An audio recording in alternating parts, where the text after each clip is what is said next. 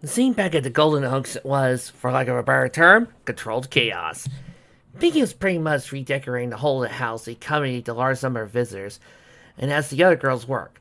And at one point, Twilight had to assert the party team that nobody who lived there would like a house garnishly painted in shades of pink, purple, and salt yellow. Twilight, do you think she'll be okay with this? Blossom Forth asked. Seeing as how she couldn't do much due to her pregnancy, the Floral team had offered to help out to set up the table displays and wrap any gifts that purchasers needed help with. In particular was Rainbow Dash, who admitted going through a whole roll of gift wrap before fruitlessly giving up on that. What can I say?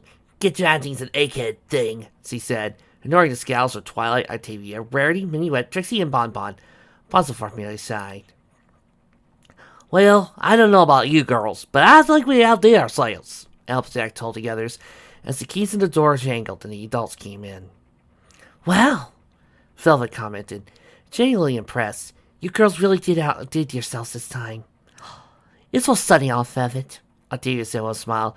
Of course he deserves all this. Besides, Mom, Twilight added, as the girls gathered around her, Sunny's meant so much to us since he's come to live here. She touched all of us and deserves this moment in sunlight. The other girls nodded in agreement. All of us, to some degree or another, know about the person she was in the past, see her move beyond that. And that's the person we love and know now. From where he stood, Shining Armor said nothing, instead watching his sister as she spoke, and how the girls naturally seemed to flock to her. She had changed much in the years since Sunset had come to live with them, and Twilight had changed in a way that not even her cousin Octavia had been in danger. Whereas before Twilight had been a novice, bookish recluse, rarely comfortable in her own skin, these months had not only brought a plum-haired scholar out of her shell, but she'd done things that Shiny never would have expected his sister capable of. And now, here she was, leading these girls as though it were nothing. The caterpillar had emerged from its cocoon not as a butterfly, but possibly a lioness in training. And none of that would have been possible without Sunset's appearance in their lives. Furthermore, it had been entirely one-sided. Sometime back in late February, he had a talk with her and she confessed her whole past. It was bad enough that she had not somehow been protected from the results of her conquests. She likely either ended up a student at the Blanks or likely in juvie. He accused Sweet Pea months ago of being a worse person than Sunset, only for the latter to admit he'd probably been a far worse better than Sweet Pea had ever been. I guess he was a part of their family now. Undeniably so. His mother, father, sister, cousin, aunt, and uncle loved her. Even Spike begrudgingly admitted, in his own way, that he didn't mind having her around. As for Cadence, she absolutely adored Sunset, despite everything. Sunny had come to see her as a younger sister as well. You're thinking about her, aren't you? Cadence said as she looked down. Sweetheart, you need to stop feeling guilty about what you thought the day you met her. It was an innocent mistake, and once you realized you got her the help she needed. Sunny smiled softly. Yeah, and I got a new kid sister out of the deal. Guess it's not bad. Trust me, when she gets here and sees the whole plans that we've all made, she's gonna absolutely flip. Cadence said, then added, and we wouldn't have her if it wasn't for you, Shiny. You've always made us proud, and this is another sign of that. Sitting in their bedroom, bored as could be, Adagio looked out the window at the night sky. She, like her sisters, was grounded for 2 weeks following the incident that happened at her workplace that the triplets had confused for a possible Les Scars activity. And while the Grand Stealers were satisfied with the report the trio had given, still meant they were on a world of shift for disobeying Madrigal, who was acting as their immediate guardian during this mission. The last 3 days of her life had given her something to think about. Something unexpected. Now she no longer had a job, something felt her kind of incomplete. That, in the grounding, instead of something along more military lines, also stung for some reason. It had been their Grand Seal's idea to make them feel like normal girls. Well, and Adagio's mind was working. It was only 8 o'clock, and she looked out the window that faced the front of the house. She watched as a trio of teenagers her age chatted and laughed about something. She wasn't sure what it was, and even if she was there, she might not have understood anyway. But the way they seemed so happy in the likely unimportant, trivial issue, still was the most important thing on the planet. Maybe it was the shoes, or maybe it was the fashion, Perhaps it might even have been about a solid, dependable M14 battle rifle, but she doubted that. However, there was one thing for sure. Adagio knew how she felt. Conflict. Part of her wanted to ignore the girls. After all, they weren't part of her world. They wouldn't likely know what it was like to fire weapons, use explosives, much less take lives. And that latter part was something that Adagio had become very skilled at. But at the same time, there was also the strange needs he had in the past few days, especially after meeting Sim and Sam, a need he's never felt before. Adagio, I swear to Celestia, you start thinking part of your world, I am out of this fic! A shudder went through her body. What if I'm not really cut out for this life? I feel like I am. I know I am, but... With a worry, she turned to look at Arya and Sonata, reading over military publications, slightly disinterested. What if I'm separated from them? From Mezzo? So you remember Intermezzo and Madrigal's respective biological sisters. Both had loved the Sirens, and both had little contact from their sisters. Without a doubt, sisters were important to the Sirens. It was the reason the group was informally referred to as the Sisterhood. Why the mentor-mentoree system was called Grands and Petits Chulos, while Intermezzo and Adagio were as close as Arya and Sonata to their shores. Sometimes it even felt that Intermezzo was more her sister than Arya or Sonata. That wasn't their fault, but rather how tight the bond was. And yet here I am, watching those three, wondering if that might be my fate. For a second, she imagined herself, Sonata, and Arya as that other trio, joking and laughing and dressed as far from military life as they could be. They weren't talking about guns, killing, or operations. They were talking about whatever trifles and trivia filled the mind of a Camelot girl her age. And the three would laugh, because that's what normal girls did. Normal girls by the world's standard, not by theirs. Somehow that didn't seem bad at all. As far as Adagio was concerned, she couldn't quite face how horrifying the concept was to her. Hey, you okay? Arya asked. Adagio had been staring at the window for so long, so he hadn't known either of her sisters looking at from her manuals. In fact, the eldest sister hadn't realized until Arya tapped her on her shoulder. I'm thinking. She pointed out at the window at the three girls. What if we were like them? Are we meant to be like them? Is that what Mezzo and the others are trying to say? Arya smirked. You're still sticking from the chewing out you got earlier today. I see. That. Oh, you liked working in that pizza place. Yes, I did. Why? Don't you like yours? Adagio gets accused. Arya flinched so she was punched in the chest before she admitted. The instructor I work with, he's in college. He asked me out.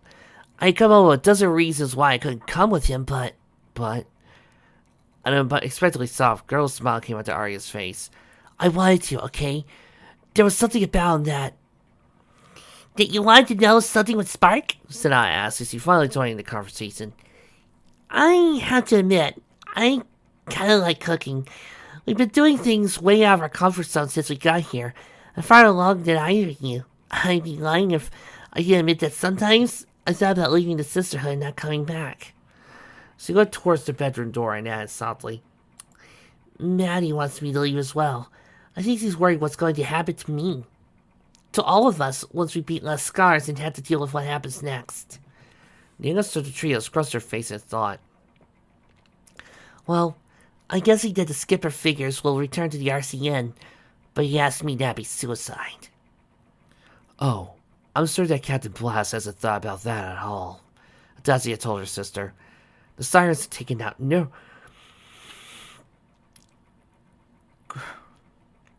numerous members of Les Scars in the CNASOF people assigned to them. If we return ourselves in now, we'll probably end up behind bars, if not worse. I think he plans for us to go merc after all this. But that's kind of a hard life even for military folks. They're not like PMCs. I wouldn't want to go merc personally. Too much gray area there. Sometimes you don't know who the good guys or bad guys are. Arya sighed. Maybe there's a reason we got dismissed for our final test, not one of the other scouting ops. Sonata looked at her sisters with worry. Girls, promise me something? That even if one of us quits, we'll still be family? I love you both, and I would be heartbroken if I never got to see you again. Arya hugs Hinata. We're sisters. True sisters. So of course we're never gonna be apart. No matter what, we'll always be together. Adagio hugged them both. You couldn't keep me away from either of you, even if you tried, she said softly.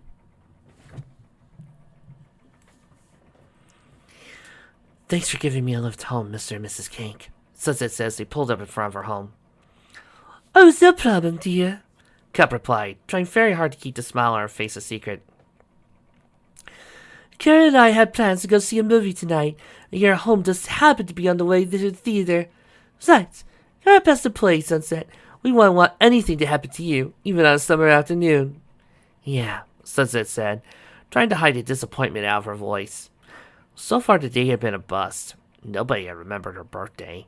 They celebrated everyone so far, save for hers. And while she knew she would be used to it, not having celebrated once her move to this world, it still stung that her parents, her friends, and even her employers had forgotten. Well, we're here, Carrie announced as they pulled up to Sunset's home. Thanks again for the ride, Mr. and Mrs. Cake, Sunset said somewhat morosely as he stepped out of her van. Is something wrong, dear? Asked Cup. No, just tired, Sunset said, faking a yawn lest Mrs. Cake worried about her. Stretching, she said, I'll see you two tomorrow afternoon. Good night. Good night, Sunset. As they drove off, the smile on Cup's face grew larger. She has no idea what she's in for, does she? Carrie shook his head. Nope. Now, let me drive around the block so we can let her go in, and then we'll park, okay? Her gift's still in the trunk, right? As she watched the Cakes drive off, Sunset fumbled in her backpack for the keys. There was a light in the window, the living room lamp closest to it. But that wasn't necessarily an indicator that anyone was home. Furthermore, with her better than normal human hearing, she could tell if anyone was home, they were in the living room. Besides, the way she was feeling right now, she just do her homework, then lock her door, cast a warning spell so no one would disturb her. Then she could light the Dragonfire candle, see if Celestia sent her something. There was a point that wasn't likely to forget. It was her mentor and mother figure. Sticking the key into the door and turning the knob, she hoped that at least someone would remember it had been Happy Birthday! Sunset dropped her back in shock. There, standing in front of her, carrying a cake was, well, all her friends. Her family. Principal Celestia, Miss Luna, Spike, taking pictures of his phone, commenting, These are gonna make some great blackmail items. A second later, Keynes pulled his phone out of his hands, looking for the delete function. Sorry, Squirt, not going through all that again. Meanwhile, Sunset continued to stand there, a look of complete and utter shock on her face. Clearly indicating she hadn't expected this. Pinky gave Lyra a wink. See? Tells you she wouldn't expect this. Lyra laughed. Yeah, you're right. Still, Sunset didn't move from that inspection, barely breathing or blinking. In their place or time, she might have considered a painted statue in the Royal Gardens, but this was here and now. She was in her house, looking at all the people that had gathered, that she had in no way, shape, or form, even remotely planned for a situation, once practically everyone she knew was here. The doorbell behind her rang, and I answered it, laying the cakes in. With that, Sunset's complete and utter confusion grew. Sitting together, Rarity almost felt pity for her friend. Oh my, it seems Sunset isn't doing a body week. Twilight, dear, perhaps you should go to help save her. Twilight wordlessly nodded towards her friend and moved off. Octavia, also by the two, didn't move, however. Octavia, darling, I'm quite surprised you didn't go with Twilight to recover Sunset before the poor dear passes out. The fashionista told the musician, a bit fine with Fluttershy. You two are family, correct? Octavia hesitated, both because she didn't know how to express what she had to say next, as well as the fact that there was one person she talked to about her current problems. It'd been Rarity. The eminence interest girl had figured out the rift between Octavia and Sunset, while no one else seemed to see it.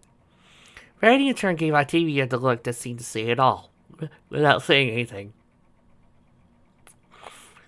The other girl sighed. This is the night already, Octavia replied, hoping it would be enough of an answer. Sonny's my cousin, but Twilight? Twilight knows her more than anything, Sunny. She feels the needs I used to. Oh, Taffy, you're not being forgotten, Fluttershy replied, just hearing about this for the first time, looking at Rarity with concern. Rarity gave a slight nod that indicated he would talk about it later. The chiffon-haired girl nodded. Determined to help a friend regardless, Fluttershy gave Octavia a hug and said, You're her cousin, Taffy. Sunny relies on you. No. Sunny relies on no one, Octavia said in a surprisingly cold tone that made Rarity and Fluttershy pause. We all rely on her, and that's the problem. Warning! Warning! Warning! Yeah, my plot says it's going off. Big time. Sunny? The older girl flinched as Twilight reached her. You okay? You all did this for me? Sunset asked astonished. We're family, Sunny. Or did you forget that we like to celebrate birthdays around here? I mean, yeah, Spike's birthday back in March was a little different, but I don't know what to say. Sunset replied, looking completely shell-shocked. Velvet went over and embraced Sunset. Well, Sunny, instead of just saying something, why don't we let the birthday girl hold the candles and the cake, shall we? Taking the younger girl's hand, Twilight took Sunset over to the cake and sat down before Applejack placed a weirdly colored birthday hat on the girl. As the group within began singing while Sunset still sat there, stunned, she didn't know what to say. Her mind was literally a swirl of excitement and confusion. She never would have expected this from her friends and family, and it hurt to think they wouldn't even have forgotten her. But she should have known better. This was her family of friends, and she was a very long way from the Sunset Shimmer that none of them would have wanted anything to do with. You know, that's something that needs to show up in a Persona game. You're playing the protagonist, and on one particular day, you're walking around. There doesn't seem anybody near you. But when you get to one of your bases, all of your confidants are there to offer a birthday cake. And the girl that you romanced has a special present for you waiting upstairs as she kisses you. Gotta love Persona. As he blew out the candles, they seemed to transfer their warmth to her. A good, clean kind of warmth that she felt was gone from her life for the longest time. She'd known that warmth before, being Princess Celestia's student and daughter figure. But it disappeared when they split, and Sunset moved to the human realm. But over the last year, she slowly moved to this moment, the time when everything in her life would bring out that warmth once more. She had never expected to comfort the human family she was now part of. This group of loving humans had taken her in and made her a part of their lives. She loved them more than she ever could say, and today, if nothing else, was alongside their friends. Their way of saying she loved her just as much. Okay, birthday girl, time to open the presents, Knight said, as Rainbow was the first in line to give the girl her gift. The next few minutes went by in joy. Because it wasn't the gifts that she'd been getting that counted, it was the love behind those trinkets that mattered the most. Friend or family, each one had made Sunset feel like $1 million. Each a treasure. Rainbow had been first and gotten her friend a little something she spent a year working on. A collection of Discord CDs from around the world with alternative covers or names. Looking at it, Sunset had noted with amusement that the Japanese edition of Kyuhu Yu had been renamed Wild and Crazy for that market. There were also bonus tracks on some of them, songs Sunset had never heard before. She got grateful for the gift and promised to make copies for her. Some of those songs were even used as openings for Kamen Rider tracks. The gift from Applejack had been well-meaning. A year's subscription to her dojo and classes from her instructor. Given that Sunset actually enjoyed the brief sparring sessions she had with Applejack, in order to improve her prowess at martial arts she had shown in Horseshoe Bay a month back. It would come in handy. Applejack got a hug for her efforts as well. Rarity's gift was ironic, given their shared past, but something Rarity admitted that Sunset would need someday. A tiara, gorget, and clothing to match. Though she said it was for the prom next year, the look in Rarity's eyes indicated it was for something else. Probably next time Sunset returned to Equestria to reclaim her baronial lands. Maybe. In any case, Sunset happily thanked Rarity for the gift and hugged her friend repeatedly. Fluttershy's gift, though homemade, was no less precious for it. A combined photo album and scrapbook, with everything from the moment they had made up till now. It was heartfelt, loving, and so very Fluttershy, and Sunset couldn't help but hug her friend. Piggy's gift had been one that got in concert with her aunt and uncle. Given that Sunset had shown little more than casual interest in cooking, the trio had gotten the teen an expensive Le Creuset cooking set. Sponsored by the Pioneer Woman, along with a few dozen cookbooks. But if it had been anyone else that done that, it would have been a bizarre gift to say the least. But to Pinky, Carrot, and Cup, it was just another day in their lives and another 3 people that Sunset was glad were there for her. And so the gifts continued, much to Sunset's joy and surprise. A Debitaria to English Encyclopedia set from Lyra, a combined gift from Trixie and Bonbon, an old book of magic tricks from the antique dealer over in the Evergreen Glades. Minuet, not so sure what to get her friend, sell for a gift certificate. Blossomforth, ever grateful for Sunset being there through thick and thin, bought her friend a golden charm pendant that she would adorn later with all the trinkets and decor of her life. Then came her family's presents. As Enid and Ballad would be moving overseas and no need for 2 cars, they opted to give one of them to Sunset, after she got her driver's license, because Octavia would need a minivan for her contrabass. As for Octavia, she got Sunset a guitar, and Sunset had made enough jokes about it that Raven-haired Musician swore she was going to teach her pseudo-cousin, even if it meant killing her. Kay and Celestia and Luna had gone in together to order new furniture for Sunset's bedroom, as the old stuff was a little too male, having been Shiny's old furniture. When asked, Kayans critically said they were going to take Shiny's old furniture for their spare bedroom, while Luna and Celestia were a bit more honest, and told Sunset how proud they became since her change. Finally, Twilight came in hand, the rest of her family behind her, with her a small flat gift.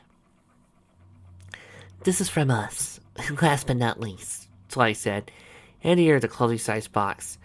"This is heartfelt from all of us, and something we wanted to give you for the longest time." Sunset looked up towards her family. Other than a slightly annoyed look on Spike's face, there's something a little odd about her immediate family standing right there, waiting for her to open. Taking the box and looking to everyone, who in turn seemed to be very interested in Sunset, made her feel self-conscious, almost as bad as the day they took her official test to be Celestia's student. Also, you hadn't brought life from a dormant egg like Princess Twilight Sparkle had. There were probably more than a few still talking about the unicorn filly who tried to levitate a ton of coal, and the process had a magical misfire that turned about a sizable portion of Carolot into fast-melting milk chocolate. This was, of course, nothing she could tell her family. "So, you going to open it?" Sunset asked, the smile on her face both sincere and clearly an indicator that something was waiting. "Trixie, if the following gifts end up making me cry, will you not hold it against me?" "No, Trixie won't." Not knowing what else to say, Sunset carefully undid the wrapping, revealing a small white paperboard box within, the kind usually reserved for clothing boxes. So it was clothing, she figured. No biggie. She was a teenager, at least in this form, and sooner or later she was going to get this kind of gift. But there now like mind kicked in and wondered, if all her family got was clothing, why did everyone else, Luna, Celestia, and Cadence especially, put out prices and prices for her? That made no sense for her. And there was anything Sunset cared about, one way or another, was that things made sense. Said the unicorn now turned into a human that has magical powers. It was one of the things that made her equivalent to Princess Twilight Sparkle, mind-wise. Part of the reason she got along with the human Twilight Sparkle. None of this makes sense at all, she thought, giving her family a silent, awkward smile, and pulling the top of the box and revealing its contents. Looking down in the box was a small stack of papers. Sunset picked up the first one and nearly dropped it with a shock. Let's see.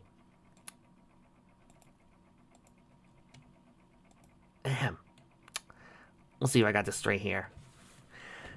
State of California. Adopt form. Adopting parents. Nightlight, Twilight Velvet. City, San Pablo, State, California.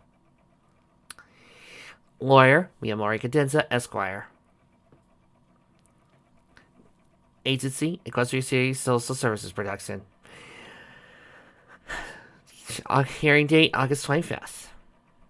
Time at 11 to apartment juvenile, room 12. County of Equestria. Gotta give them credit. The artist certainly knows how to do this right. Sunset's eyes started to sting with tears, and a warm feeling of strong Celestia's sun started to well in her chest. Turning to look at her family, as he was at a complete loss for words. Velvet looked at Sunset with a loving, maternal smile. I think it's time we made it official, don't you? Knight put his arm around his wife, and the family stepped closer. Tears flowing freely, and not giving a damn about what she looked at the moment. Sunset stood up from the chair and got to go hug her family. The one that wanted her for good, and now the one to make it official. She melted into the group hug, and she couldn't tell. There was not a single dry eye in the house as everyone cheered for Sunset's good fortune. Sunset held her sister, brothers, and parents. Truly that to her, and what tears of joy. Less than a second later, her aunt, uncle, and cousin joined in, giving Sunset what she craved more than anything in her life. A family to love and would love her in return. We have 60 days before it becomes official. Knight told her with a smile. I know every single one of these days is going to be a long slog. But for you, Sonny, it's worth it. Sunset barely heard any of that. She was too busy happily crying. And, side note, so's everybody else here. Excuse me. We all need to read something that takes us all off. Come on, guys. Let's go. Okay, I'm back. I recovered. You know, I sometimes read from these sites and comments from people who say stuff like, why are you crying about these characters? They are fake. They don't really exist. Why are you getting so emotional over those fictional characters?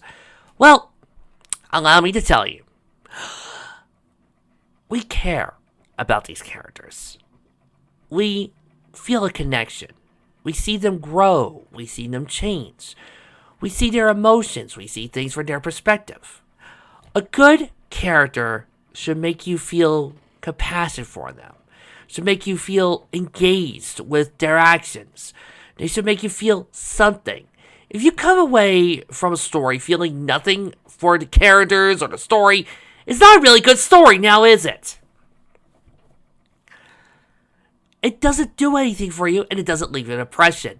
And if you end up not caring, you're not really involved with the story, are you? And that's a failure on the author. So when I see scenes like this, yeah, I get emotional because I care. I actually like this story. There's a reason why my favorite parts of Fall are not just the action scenes I've done, but I love reading the tearjerkers and the heartwarming moments that I put on there because it reminds me of what I love doing. I.e., if I don't have you fist pumping in the air or laughing your butt off, then I want to make sure you're crying your eyes out. And there's nothing wrong with crying in a story or feeling emotional. That just shows the writers did a good job. A few hours later, and the whole of the living room being converted into a large sleepover location for all the girls, Sunset couldn't process any of it. More than anything, it felt like a dream she feared she would wake from. Though this school year had been nothing less than a roller coaster from her, it paled in comparison to her misadventure back in Equestria. And now there was this. This prior to the trip they would take next week to San Francisco to see Fluttershy make up with her father. Or at least that was the plan. But she had never in her life expected this. She knew she was loved. She knew she was a part of the family, no matter what happened. But there was a difference between part of the family and actually being part of a family. Cadance, despite the fact that she had yet to marry Shiny, was family. Celestia and Luna, by dint of their long relationship with Velvet, were family. But for Sunset, it always felt like there was this barrier between her and her loved ones. And no matter how much they insisted it didn't exist, there was a part of them that they, her, and they loved her very much as she loved them. And today had proven that. It was both thrilling and terrifying to Sunset. Sis? She felt a tap on her shoulder as she heard Twilight's voice. Are you awake? Sunset turned around and looked at Twilight's violet eyes, illuminated by the moonlight. Can't sleep. Too antsy or nervous or afraid? Twilight asked. When Sunset nodded, Twilight giggled. Rainbow told me you probably react like that. Sometimes your little sister does, and Rainbow says that's just natural. There's always going to be a part of you that's going to call out for your natural family, and we know that. It's not just that, sis, Sunset replied. Glad that just a few weeks so you could save that without a care in the world. It's that I never thought our parents, have wanted to do that since January. Mama actually started the paperwork back in March while you were gone. If anything, they were afraid that you didn't want to be adopted. No, never that. You guys are my family. The only family I've ever known. Part of the back of Sunset's mind railed at that lie. She knew there was a man on the other side of the mirror who loved her like a daughter, and who Sunset in turn loved like a mother. Though the Princess Celestia never adopted Sunset, the unicorn would always think of the alicorn as a mother figure to her, someone she loved dearly. Nevertheless, Celestia had taken steps that Velvet had, and though Sunset loved the former, it would be the latter she called Mom. I don't know what to say to that, Sonny, except that I promise you'll never be alone again. You have friends and family. You have us. You have me. Twilight reached down and kissed the flame-haired girl on the forehead. A sign of affection if there was any. I said it long ago and I meant it. You are my sister and I'm yours. We are meant to be together, Sonny. I love you dearly and I couldn't ask for a better older sister than the one I have. Not even Katie? A soft grin came over to Twilight. Don't tell her that, okay? You know, she's not the jealous type, but I'm never going to hear the end of it if she finds out. Your secret's safe with me, Sunset replied, laughing. In response, Twilight snuggled closer to her sister. That's right. Snuggle to each other. Closer. Closer. You're skippering for the jokes, aren't you? Yes! Sunset threw an arm around Twilight, and with that, the two sisters fell asleep in each other's arms, feeling the love that they had for another. Sleeping a few feet away, Octavia tried not to cry from what she heard. All her life she had been Twilight's older sister. Twilight says more so than once, now an usurper, a girl they barely knew, had been one step from a being who— Stop that! Tommy screamed at her subconscious. You know what Twilight meant! But if that were true, her subconscious reminded her, Octavia would have been included as well. Even just a few months ago, whenever something was going on with Sunset, Twilight made sure Octavia was involved.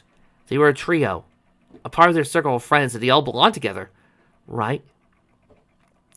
Or am I like Trixie? During the planning for the party, Octavia had been introduced to Trixie, Lyra, and Bonbon. She quickly learned that Lyra and Trixie had grown up together and were best friends. That's Twilight and Octavia. But then Bonbon entered the scene, and Lyra had definitely shown more of a penchant for being with her girlfriend than her best friend.